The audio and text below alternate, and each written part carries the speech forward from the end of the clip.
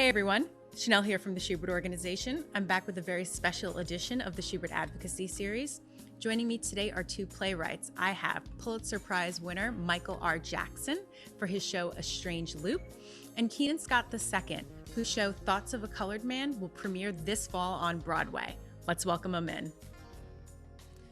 Keenan, Michael, thank you so much for taking the time to join me today. And if I may start off by saying congratulations to both of you, Michael on your Pulitzer and Keenan on the Broadway debut this fall of Thoughts of a Colored Man.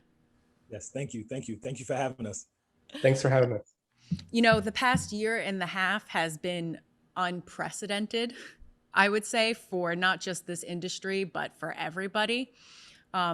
How has it been for both of you over this past, about 18 months? It's definitely been a time, when it started, we all didn't know what to expect, right? We all thought it would be a couple of weeks. Then it got to a point where it was like, oh, it'll be like 2 months and we'll be back, and not realizing that this was going to be a year and a half and continuing of a pandemic and things in society changing and protocols.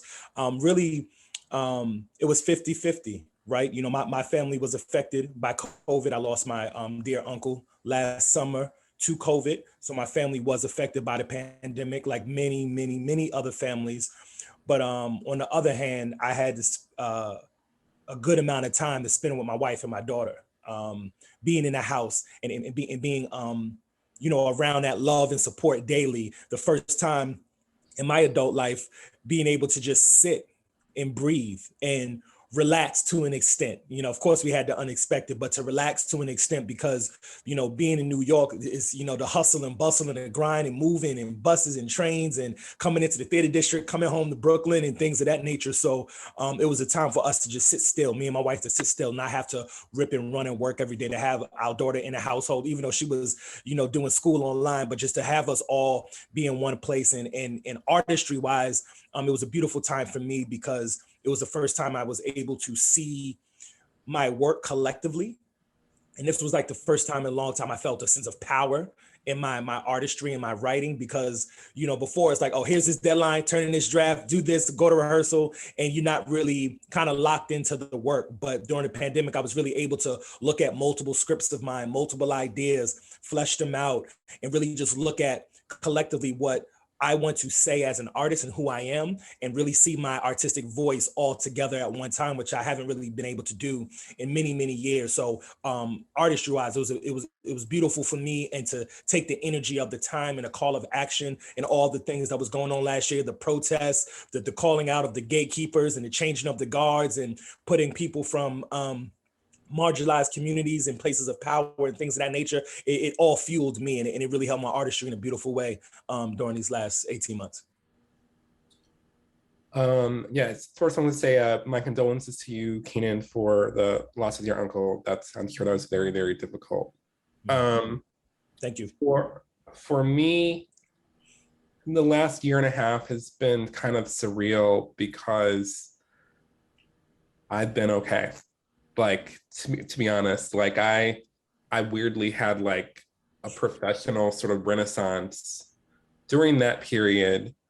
On top of that, like I did not become sick. No one in my family became sick that I knew of. I was relatively safe.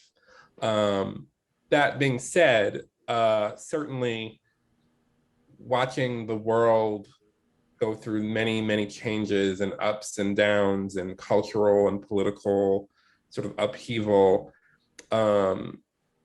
had an impact on me just in sort of my processing of like my place in the world, what my role is as an artist. And I found myself really turning inward quite a lot. And something I've been talking to a lot of friends and people, in my circle about is the importance of looking in the mirror and really sort of like taking stock of oneself and and I wrote a musical about like looking at oneself. So I guess it wasn't too far off the mark for me to continue to do that. But I felt like this last year and a half really forced me into like really taking stock of like where did I come from? where am I going? What do I want? What are my dreams? What are the real obstacles in my life that had been in my life in the past? How does that relate to various conversations happening both sort of in the world and in like my sphere? How have those conversations evolved over time? Who are the people leading these conversations? What do I think about what they are saying? I think like for me, I'm glad Keenan used the word gatekeepers. I found in this time, I feel that the gatekeepers are many. And they often don't even think of themselves as gatekeepers or aspirational gatekeepers. And so I've had to like really like everything has felt a little bit like I watched a movie during like the election. I watched Invasion of the Body Snatchers, which I had never had seen, the 1978 version. And it resonated so very deeply with me. And I, often felt during this time like I was a character, like I was Donald Sutherland in that movie, like running for his life and running for his life and running for his life and trying to keep his own mind and not just be sucked into the pod people. And also sometimes I felt like the ultimate villain in like a soap opera or something, because I'm a big soap opera fan from my childhood. And so it was just this weird thing of like trying to understand like how to be and is it okay to feel how I feel or think how I think? Because I've always been a little bit of a paint outside the lines kind of thinker and person, and that doesn't always equal popularity. And so and it's hard, especially when you're part of a group or a community, to not always agree with what everyone is saying, but to still like hold your ground on like what you believe to be true. So like materially, this last year and a half has been really good for me, weirdly, but like sort of psychologically and like sort of sociologically, it's been a bit of a minefield. So touching upon gatekeepers, I wanted to know if you have ever encountered a producer or artistic director who approaches you differently because you are a Black writer, or if you yourself approach others differently in a predominantly white space. And I ask that from the point of view of a biracial person. My mother is white and my father is Black. And growing up, kids used to say to me, "You talk white." I was like, I don't know what that means. I talk how I talk. And it wasn't until I got older that I realized what they really meant was, it's not that I talk white, it's they have this perception that Black people cannot speak articulately. Well, as I just did right there. But so because I speak well, that meant I spoke white. And they thought I was, putting on a different voice in order to succeed, when this is just the way I talk. So I wanted to know if you've ever had any experiences like that. So I've definitely been approached differently, being a Black writer and a young Black writer at that. I'll never forget one of the first compliments I received, which they thought was a compliment, when I first produced this play about 15 years. I launched Thoughts of a Color Man as a student project, my senior year of college. That was the origins of Thoughts of a Colored Man before I started making the commercial circuit with it. And a older lady comes up to me and says, "Your play was very articulate." And I said, "Okay." And she was just so shocked, and she just kept on repeating, like, "It's just so articulate. Can't believe it. Did you write it all by yourself?" And I said, "Of course I wrote it by myself." And she was just so mystified at that she just saw, a spectrum of Black men articulating their feelings and emotions, and not realizing that there is a spectrum within us. And regardless of the good, bad, and the ugly, we could still be able to express and articulate our feelings and emotions in a grand way. And that's what I tried to achieve. And me, with my poetry background, I love words. I come from, trying to use as many literary devices and try to be masterful with putting my poetry together. So that's the background I come from. So that was my earliest memory, especially tied into Thoughts of a Colored Man, of things that I've heard. I've heard plenty of things. Normally in a lot of rooms, I'm the only Black guy in the room, maybe one of two or three. Most of the time, I'm definitely the youngest. So it does come with a look and a stares and a curiosity of how am I in this room? And people wanting to know, who I am. I'm experiencing that a little less because of my trajectory now. But 4 or 5 years ago, nobody knew who I was when I was stepping into these rooms and didn't understand the work that I put into my craft and to be in these rooms and my journey as a whole. So I've definitely experienced that treatment, but I wouldn't even say that's just in the producerial world of professional theater. Me being a young Black man, that is my reality day to day. And there's a certain disposition that I have to carry in this world because of how I'm viewed for whatever reason that is, media, historically, entertainment, music, whatever the case may be, that is my reality daily, regardless of whatever room I step in.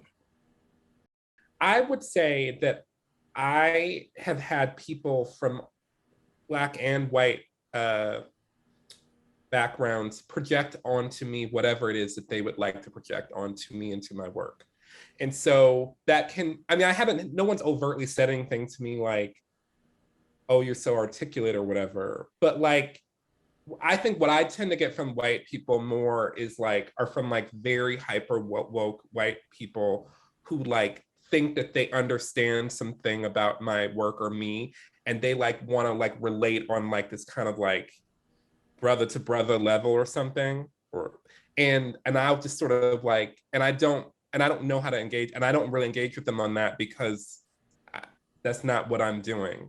But then I also have like Black folks, for example, like it just happened to me last night at an event I was at, where someone complimenting me about my work like projected this idea of what I was doing. And I normally just sort of nod and smile at it because something that like a writer that I'm a big fan of once said about her work was, what people's interpretation of my songs are is none of my business.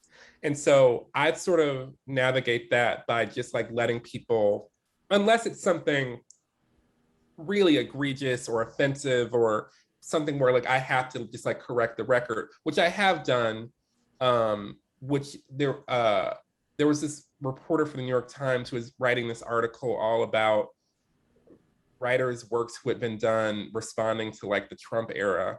And she looped my work into that as though that had anything to do with what my piece was about. And I just had to loudly correct that on social media, just so that people understood, don't put that onto my piece.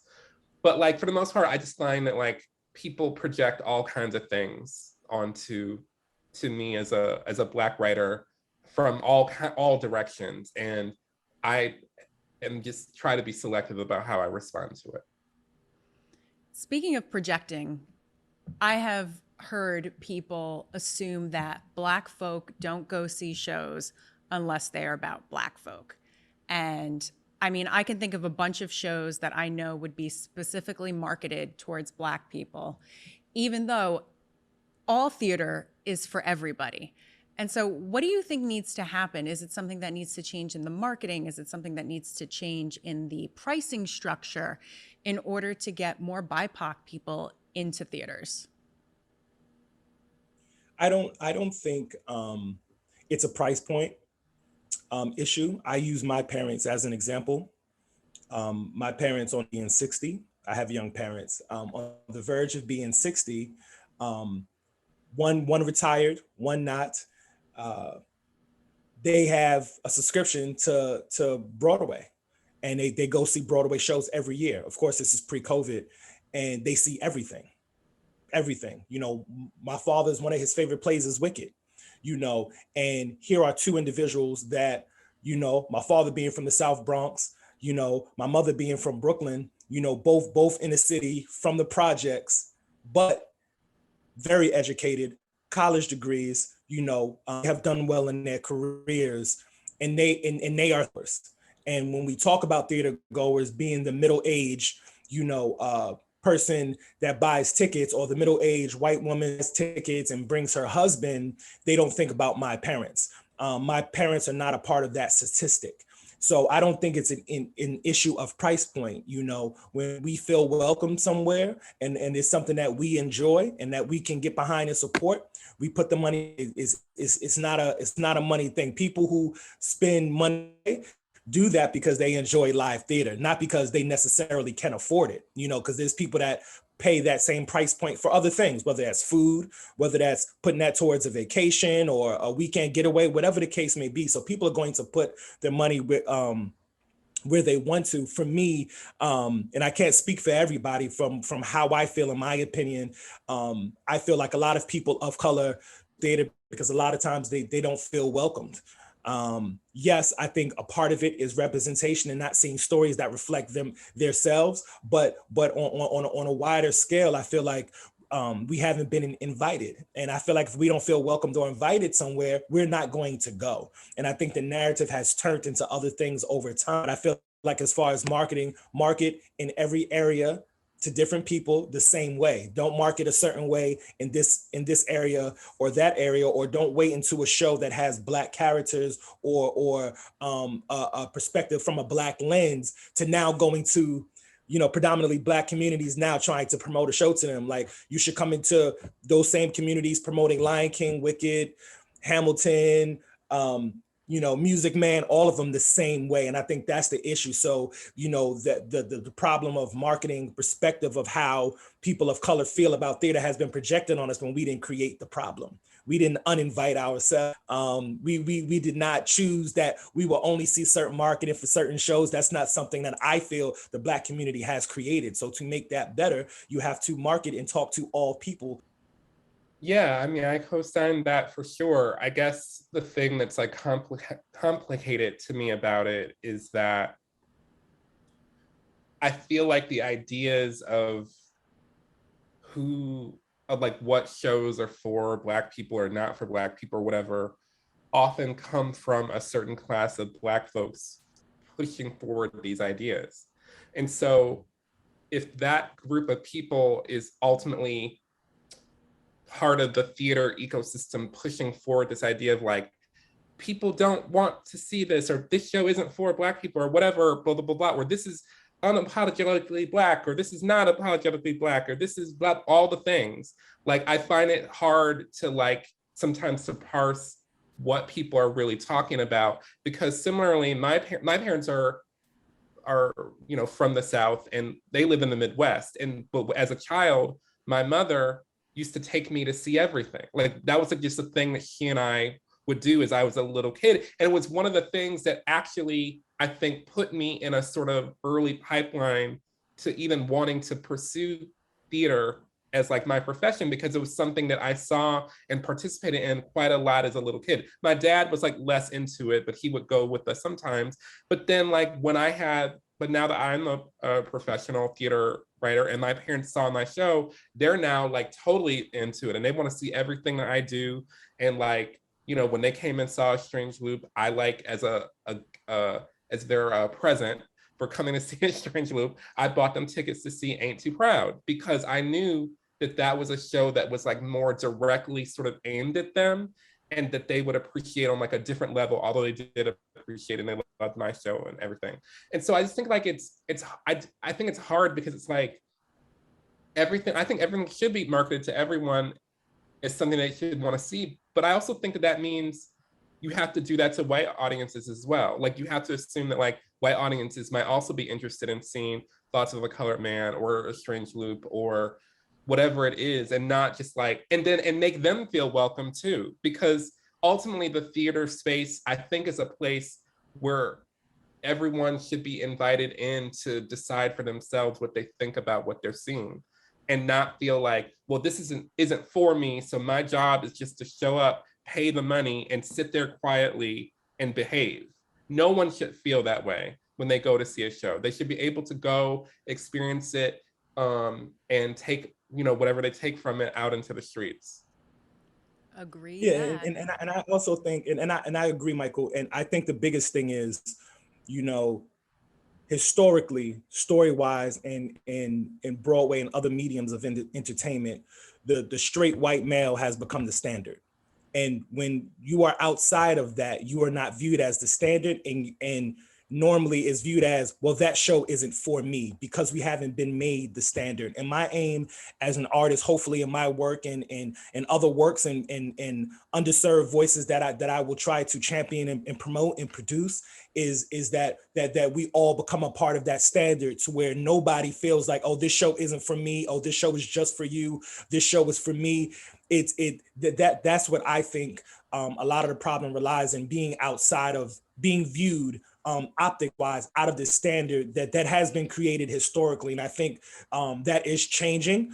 There's a lot of artists like myself and Michael that have come along in recent years and that have already been around, that are now producing work at a higher commercial level more consistently, to break down that standard and to change that standard. But I think a lot of it is that too, because when it comes to a story with a Black lens, an Asian lens, a Latino lens, whatever the case may be, it's looked at as niche. It's not looked at as a standard, and or it's not looked at with the same level of humanity, which it is. That Asian play, or should I say, predominantly Asian characters or Black characters or white characters, at the end of the day, at the core of all of the stories, regardless of what they're about, the core of it is some type of human emotion. Whether the show is about hate, it's about love, it's about joy, sorrow. All of our plays and our works all embody that human emotion. It's just now we have to get to the point, and people have to get to the point and learn how to be able to have more empathy and see that these same human traits and emotions exist in all of our plays, which make them universal. Yeah, I guess the only thing I would just say though is, and this just has been something that I've been like really sitting with and trying and thinking through, is thinking about the standard.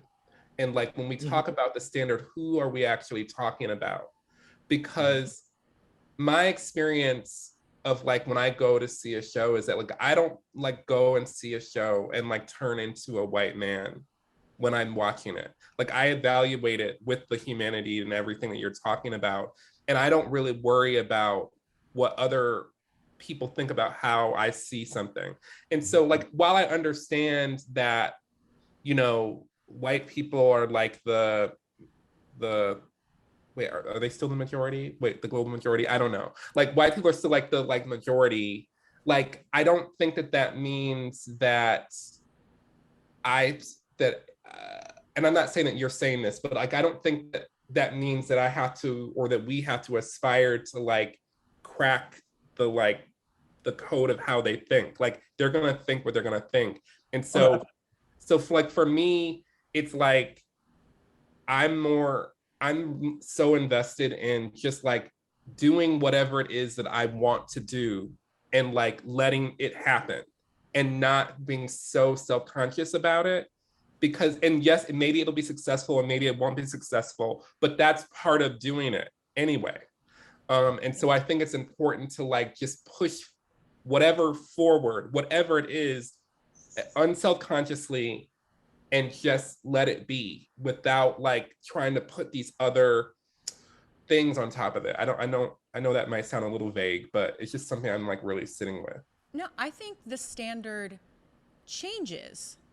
Meaning, and there's more than one. I think that's what I'm trying to say. There's more than one standard. There's more than one audience. There's more than one way it's seen. There's more than one kind of art. There's more than, which is why I'm like very interested in all the shows that are opening up this fall, because they're all very different.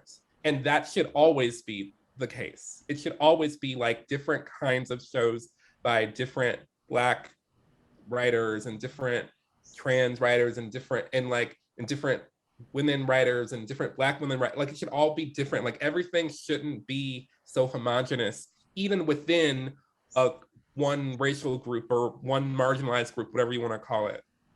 So I was going to say, sorry, go ahead, Keenan. Oh, no, I wasn't trying. Sorry. No, I agree, Michael. And I think that's the point of what I was trying to say is all the new shows that are coming, And with the Black writers, that doesn't necessarily mean that all of our plays are the same, because they're not. And the standard I'm talking about is not saying that I'm trying to change how people think, because people are going to think what they're going to think, but with shows that are coming and that have come in recent years, to show people that there is humanity there that I can relate to. Because normally, a lot of times, unfortunately, people don't see past the surface of the skin color or the community that is telling the story, which doesn't allow them to see the humanity. So with all these shows by Black playwrights that are coming this fall, I pray that people see the humanity in all of our writing and all of our work, to not say like, oh, these are a group of black shows, versus these are a group of new shows that are coming to Broadway that are vastly different. All of us as writers are vastly different backgrounds, different places, cities, whatever the case may be. That's more so what I'm talking about, as far as a standard that has not put our humanity first, before the skin color, before sexuality, before community, before educational level, or whatever the case may be, that we can come to these shows and say, wow, this show is completely different from this show, because the writer is different and their perspective is different, regardless of what community it come from. And that's what I'm hoping, that will be the new standard, that we're able to see everybody's shows in that light. Yeah, and so I think that's one of the reasons why, for me, like, sort of pursuant to what you had said earlier, Keenan, that I'm like, sometimes I get my back gets up a little bit in the marketing of these things, because what people were saying is that, like, look at all of these Black shows coming, and they're doing that because people have been crying out for diversity. So they want people to know, well, now we've done it, but that then also, I think, can create this other potential. I don't want to say it's a problem, but it just mathematically, that then is like, well, here's all these Black shows, which then is like saying a very specific thing. So I feel like there's got to be some sort of balance between marketing things as like Black show, Black this, Black that, and like, don't worry about it, because Right. for some people that's going to be, because some people that's going to be very important, and for other people that's going to be less important. And how do we treat every show like a snowflake? Do you know what I mean? And specifically with like marginalized groups and Black groups in particular, like, are we allowed individuality, or are we or do we have to be a collective in all things, in all ways, across all issues, in all sectors, from top to bottom, And that's something I'm really thinking about as these issues continue to play themselves out, particularly in the arts world. Are either of you concerned at all that, because of the high number of shows coming this season that are written by, produced by Black people, that this is just a response to the call for diversity, and so that organizations can say, okay, we've done something, and then go back to how it was before? Or do you think this is a step in the right direction?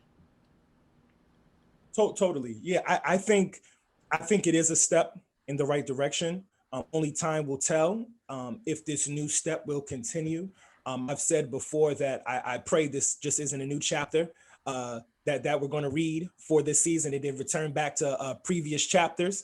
I hope this is the turn of a page of a new book, so to speak. Like Michael said, Broadway within itself and the economy of it is already difficult enough. And the reality is, people will not see 100% of all the shows. Some may. I know there's people out there that see every single show, maybe not in one season, but maybe not in the same season, but they see them. So for me, I think it's great. I think it's historic. I think this is a changing of the guard, so to speak, to have us all come. For me, I know the Shubert organization supported me since 2019.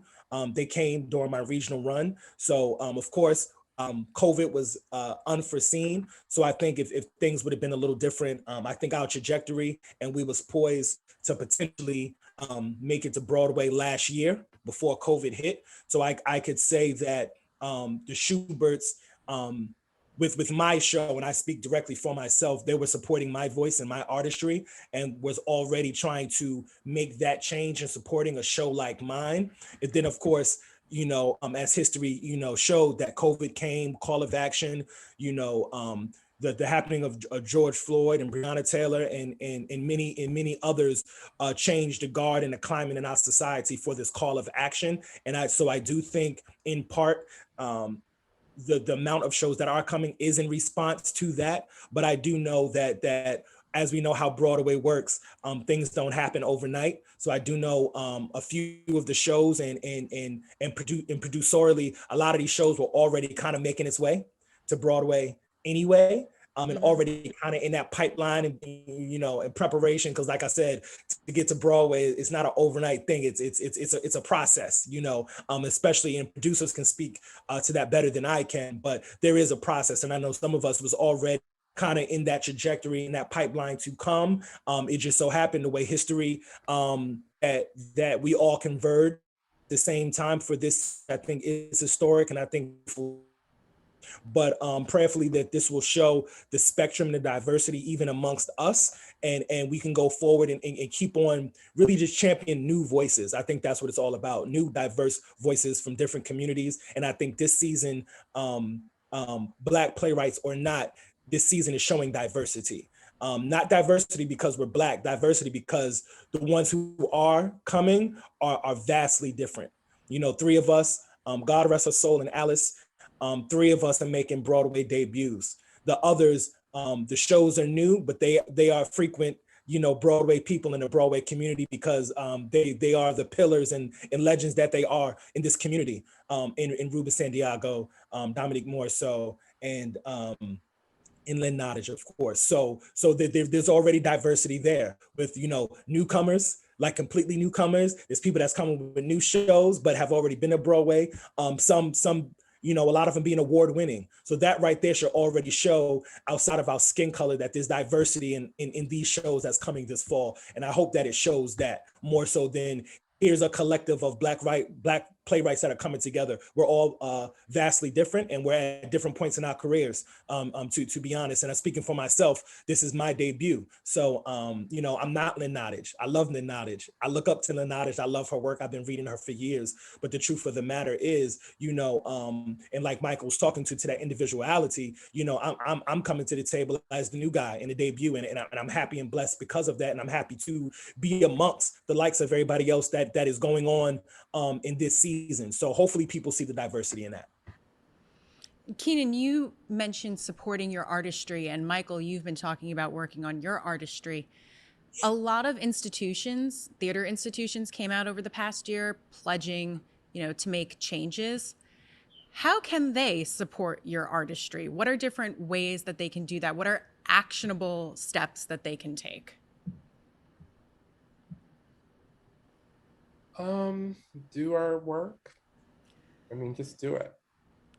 Yeah, that's what it comes down to, right? It's like the economics of it says buy a ticket and come see our shows, to show to the ones who the numbers matter, show that our type of shows and our voices are viable entities, and ticket sales shows that. But like Michael just said, continue to produce our work. And I don't mean our like me and Michael's work, but all of our work. Keep producing it, because that shows that the work is viable. And if you don't produce it, you don't know if it can be viable and or commercial. Because at the end of the day, Broadway is a money-making business. And that is the truth. It is entertainment, but it's a money-making business. So if you continue to buy the tickets, show up, sit in our seats, and produce voices like ours and many others that are still out there that may be unknown or not produced at a high level, like myself and Michael's. Keep on producing those works and giving those artists not just a chance to say, oh, well, we did it so we can have representation. No, really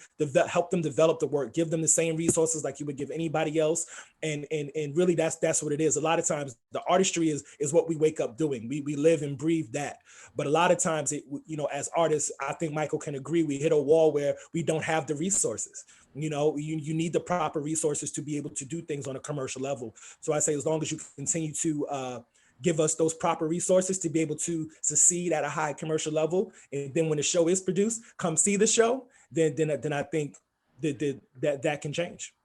Yeah, and I guess like another aspect of that is also for me, because like I'd had like a kind of different experience than a lot of people because I like worked on one show for almost 20 years. And so like what could have helped, I mean, I got it, various levels of support during that time, but what could have helped is like more support earlier to like develop something along so it maybe didn't take so long. But at the same time, that amount of time was weirdly what I needed to really make the show be what it was.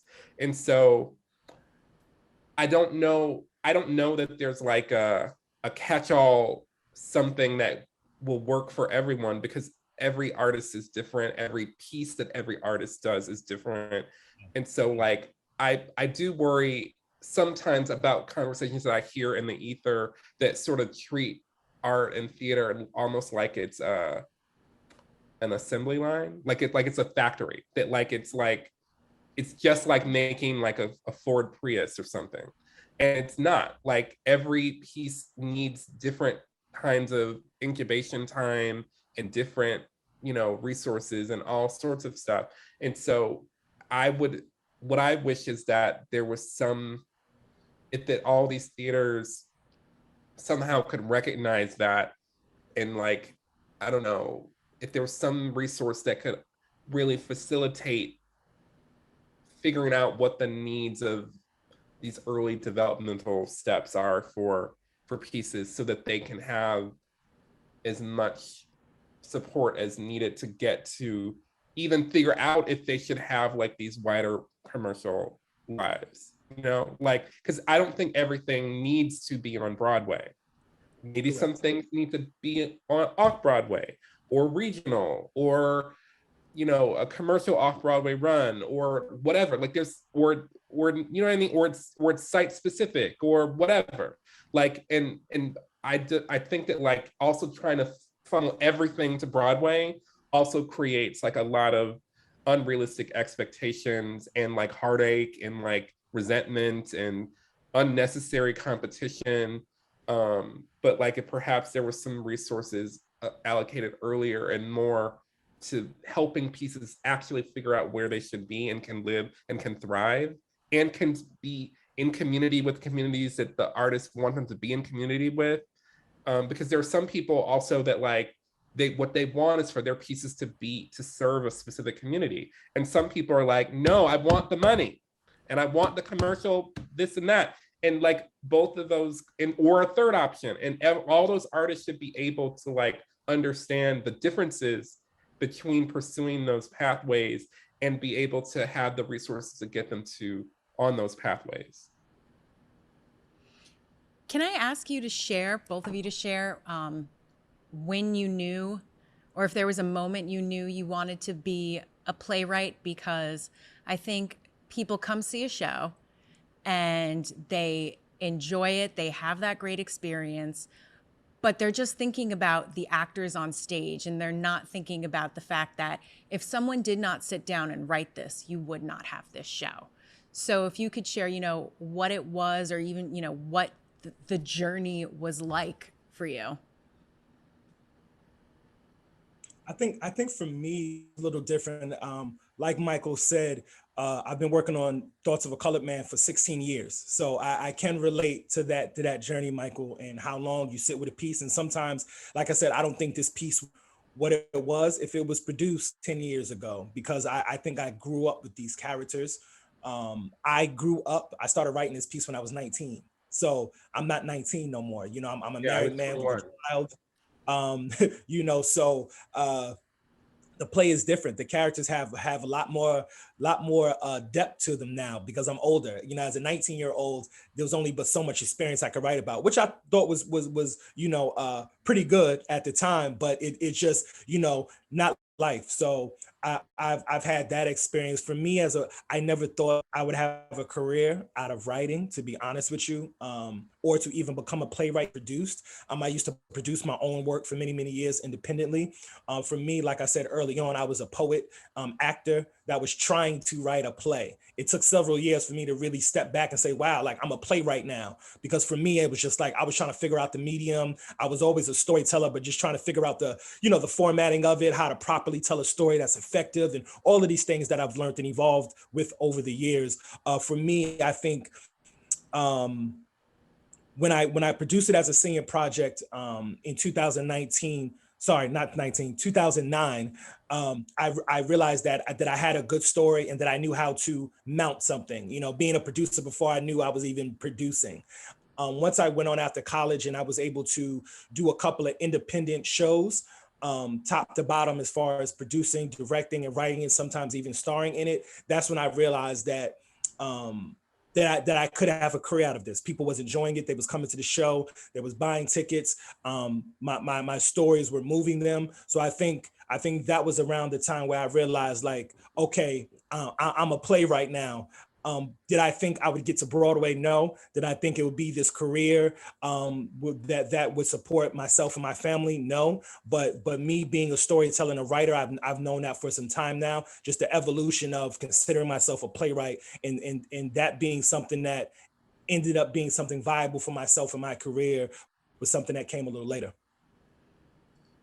Yeah, for me, I had such a winding road into it because my real dream was to be a soap opera writer. That's like what I wanted to do when I was 18 years old. And I like a teacher, a playwright or artist in residence at my high school just read a short story that I'd written and said, "Oh, this seems very cinematic. Have you ever thought about writing screenplays?" And I was like, no. And so that just was the thing that, like, I was like, okay, I'll apply to NYU. And I applied to NYU undergrad for playwriting, or for dramatic writing. And then once I got there, I was still very much on this, like, I'm going to be the head writer in One Life to Live. But I was taking my playwriting classes, and I started to really fall in love with plays because I was seeing them quite often at that point. And I did a little bit when I was in high school and middle school, but as part of our curriculum, we would often have to go see shows. And so the more shows I saw, the more into playwriting I became. And then Craig Lucas came to one of my playwriting classes, and I just was very taken with the way that he talked about playwriting and with his plays. And he made me want to like deepen what I was just sort of playing at as a fledgling writer. And just over time, like I just got more and more into it. And I don't really know when I considered myself a playwright because I didn't have very many productions. I like did little festivals and stuff like that, but like I wasn't like making any money off of it. And I also don't think that early in my career that I really felt like I was good enough, because I just kept feeling like these plays aren't as good as the ones that I see. And so, but that also made me work harder at it. And so somewhere, in the midst of working on A Strange Loop in its many multi-year journey, I was like, oh yeah, I'm a playwright. Although I probably was like more like I'm a composer, because that was also a journey to even accepting that word. Because I was like, no, I'm a songwriter. I'm not a composer. Like, so it was a multi-year journey to acceptance of being a playwright. So that leads me to my final question. What advice do you have for young, new, inspiring playwrights? I would say believe in yourself above anything else, and be willing to sacrifice what the next person isn't, and just keep working. It's not going to happen overnight. Your journey is your journey. Do not compare your journey to somebody else's. Don't say, oh, this person did it in 3 years, so I should be able to do it. It does not work like that. And really just continue to, while you're pursuing whatever level you want to reach, like Michael alluded to, everything's not meant to, and everything's not going to be on Broadway. It's okay to be off Broadway, which is more than most writers will ever make, and it's okay to be regional. It's okay. It's okay to even do the mom and pop theater as well. So whatever level you want to get to, just realize that your journey is going to be your journey. There's no book to follow, and really just believe in yourself with the utmost faith. And while you're trying to achieve whatever goal you're trying to achieve, just always be working on your craft. Because I think it all comes back to craft. And when you work on your craft and the opportunity presents itself, you'll be prepared when it comes. Yeah, I think that's all well said. I would add to that. When I speak to young students, I always tell them to get in touch with your dreams. Like, what is it? Like, when you encounter a blank page, you can put whatever you want on it. And so get in touch with what it is, the stories that you really deeply, passionately want to tell, the questions that you want to grapple with in your work. And don't let anybody